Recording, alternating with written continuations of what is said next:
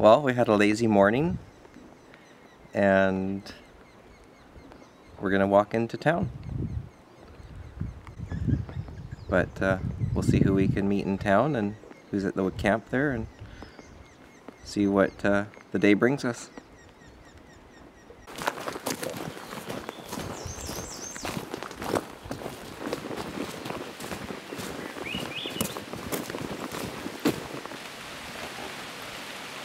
What's that tree?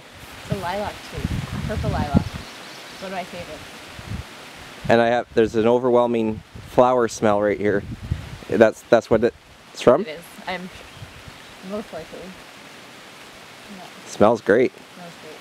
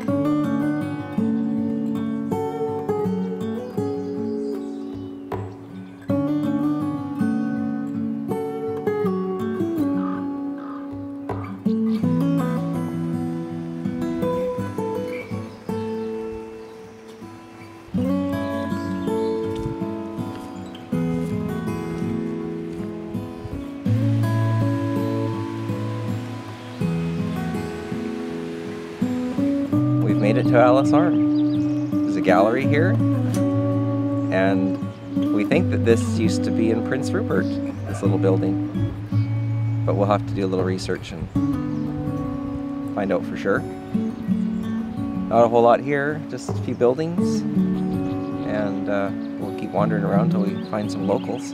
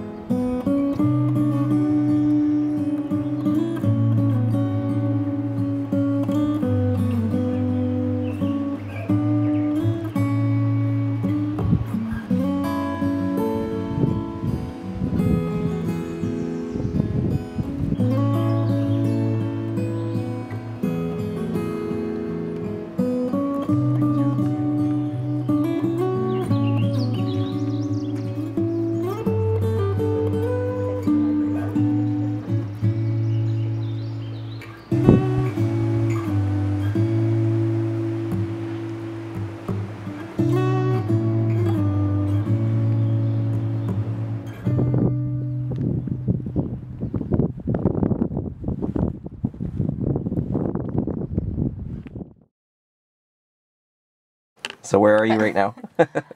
In Alice Arm in a helicopter. Yeah, we're not flying, Awesome. but this We're is not pretty flying. cool. It's pretty cool.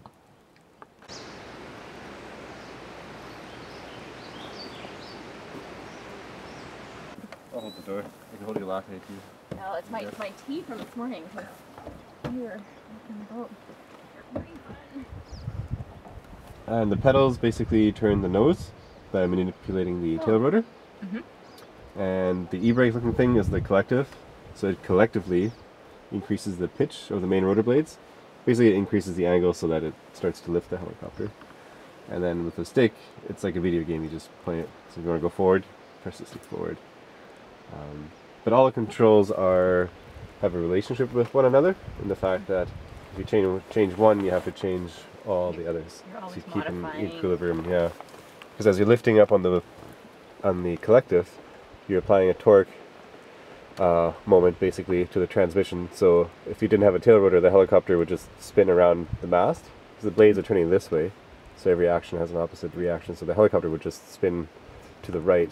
So then they put this tail rotor in the back to kind of keep it straight. Counterbalance that. But it also robs you of power. So then sometimes you need more tail rotor, so you step on the pedal, but then you need more power because you took, yeah, anyway.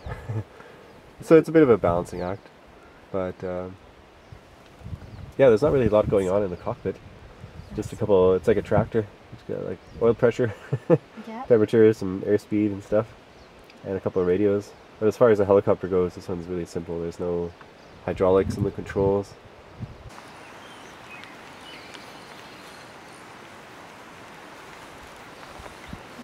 This machine here is, the engine's controlled by what's called FADIC, Full Authority Digital Electronic Control. So basically there's a computer processor that more or less just helps the pilot control some of the parameters a bit more precisely. Engine oil, temperature, pressure, transmission, temperature, pressure, fuel on board, fuel pressure, and how many amps we're using. So generally for us, like flying in the mountains when it's windy, we usually just try to stay in the valleys. We don't follow valleys because if you cross ridges, you know, you have the ridge, and then you get that wind shooting up. So if you have to cross that demarcation line, it gets horrible. Yeah. So normally we try to stay low or right next to the trees or something. What would be the flight time from here to Terrace? Because obviously these got to fly out at some point. Yeah, from here to Terrace is about 35 minutes from LSM. Oh, well, that's not bad. Yeah. It's going to take us to get to Rupert 2 days or 3 days. So this is a little faster. Yeah, it does about 120 knots. Yeah. Yeah. Yeah, we do about 6. We did 9 knots coming up. Oh, that's good. Yeah, we were really cruising. Flying. Yeah. Yeah, I said flying a number of times because it felt like we were flying.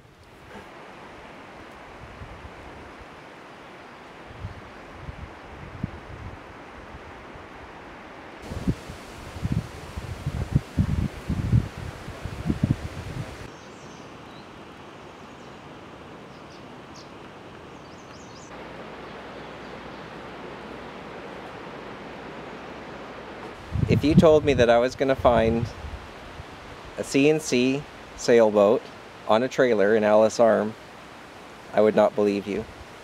But this is a CNC. And you can tell by the star right at the bow there, and that's the same symbol that I have on my boat. But we're in the middle of nowhere, and there's a sailboat, CNC, on a trailer here.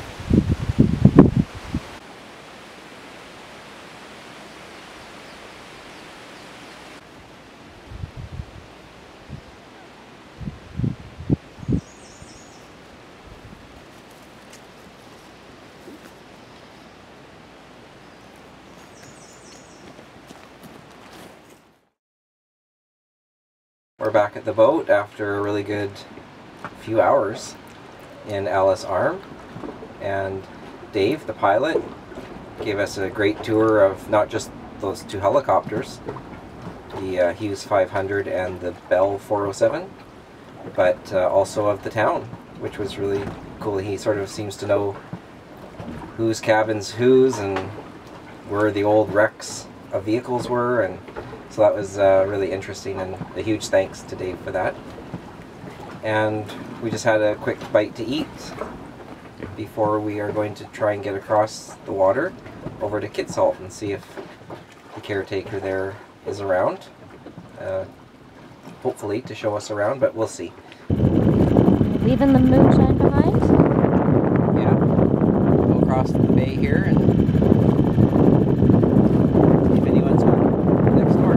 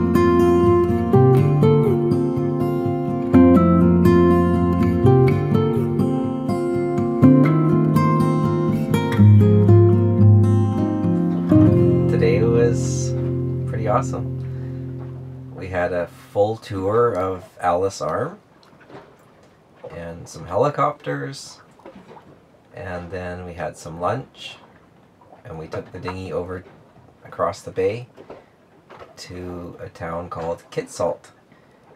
I guess maybe the hope is that one day if the mining around here picks up, that would be a town again. But we were told there was probably around 2,000 people there for the short time that this town was alive. And then the mine sold it. So probably the highlight of the trip so far. Tomorrow we're going to head out early. There's some weather coming in again. Not tomorrow, but the next day. So we want to get a really early start.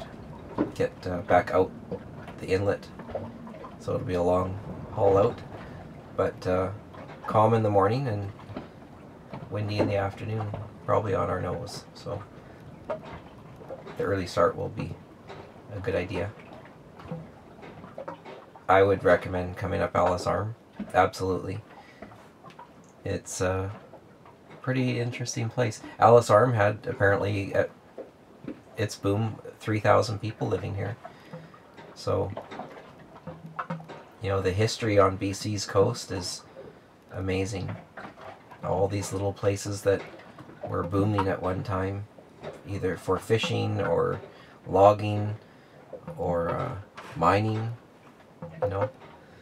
It's an amazing place, BC.